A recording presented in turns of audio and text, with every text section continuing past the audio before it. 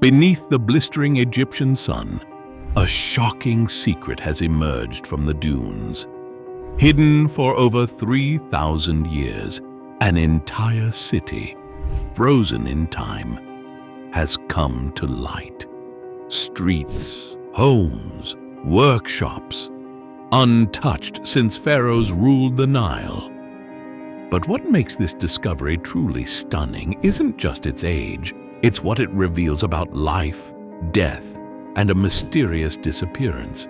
It's being called the most important archaeological discovery since Tutankhamun's tomb.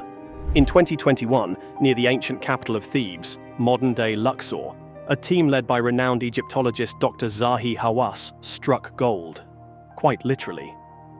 While searching for King Tutankhamun's mortuary temple, they stumbled on something far greater, a sprawling, intact city buried beneath layers of sand.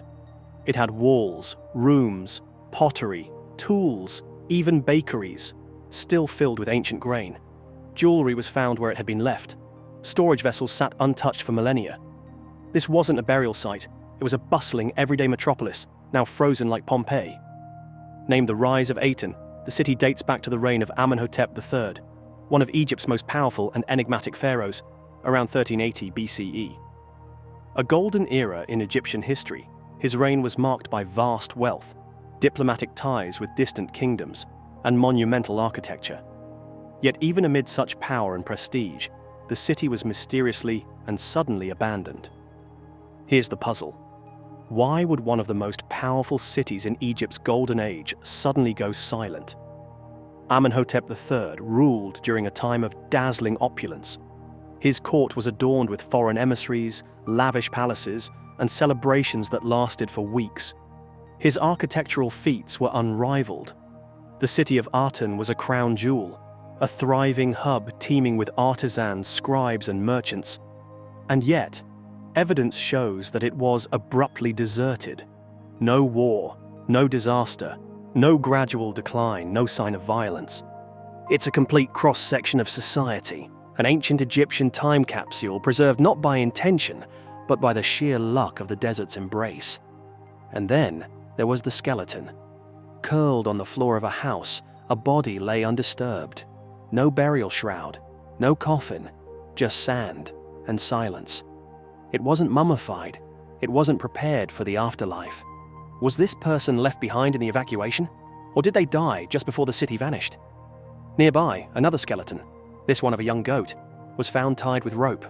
A domestic pet? A sacrifice? Or perhaps a meal never eaten? These clues suggest a city that left in haste. People didn't take everything. They didn't finish their work. Tools were abandoned mid-task. Some simply vanished.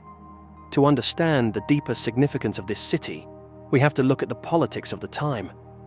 Amenhotep III's rule was peaceful and prosperous, but his son, Akhenaten, would throw Egypt into chaos with his monotheistic experiment. By shifting power away from the traditional priesthood, Akhenaten threatened the foundation of Egyptian society. The temples of Amun, once central to spiritual and civic life, were shuttered, statues defaced, worship criminalized.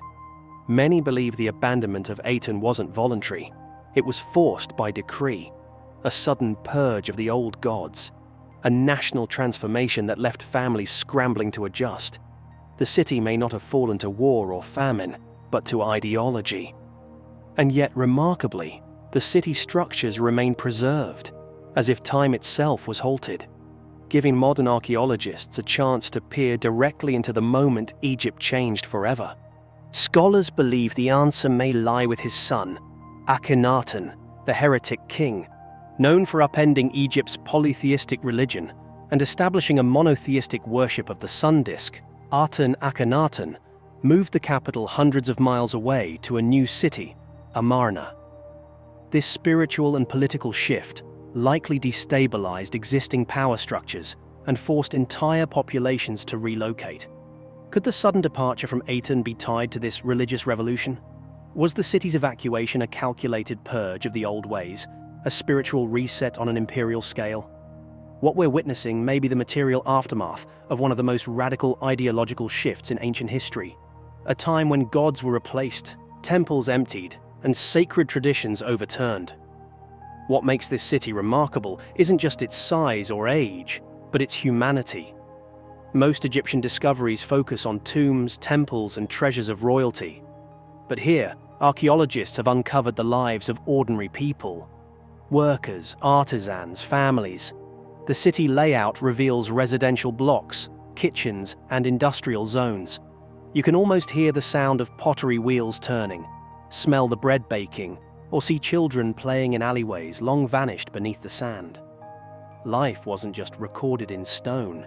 It was lived in these narrow corridors, filled with voices now silent but not forgotten.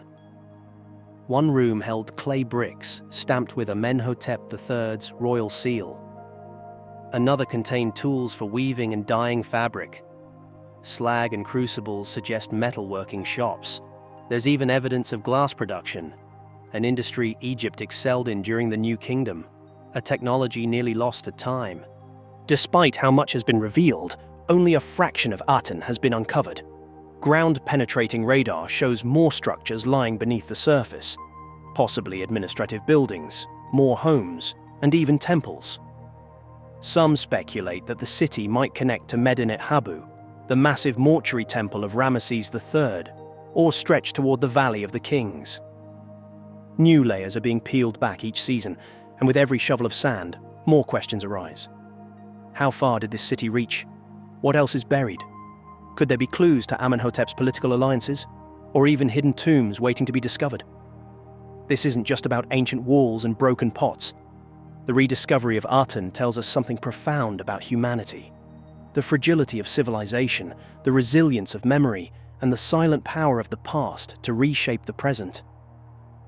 In a time when digital maps and satellites blanket our globe, it's astonishing to realize that entire cities can still remain hidden, waiting patiently to rewrite history. As the sands of Egypt shift once more, they whisper a simple truth. There is still so much we don't know. And sometimes the past isn't buried, it's just waiting to be found. But while that city lay buried beneath the desert sands, another hid in a place no one expected, beneath the waves. Just off Egypt's coast, scientists have uncovered a sunken city so baffling, its very existence challenges everything we thought we knew. Dive into the mystery in our next episode. How do I think the pyramids were built? To be honest, I have no answer to that question. And anybody who tells you that he or she knows how the pyramids were built are not telling the truth. Arthur and I spent 7 years of our lives scuba diving all around the world. You're coming across statues underwater, you're coming across columns underwater. It's just magical, diving on an underwater city.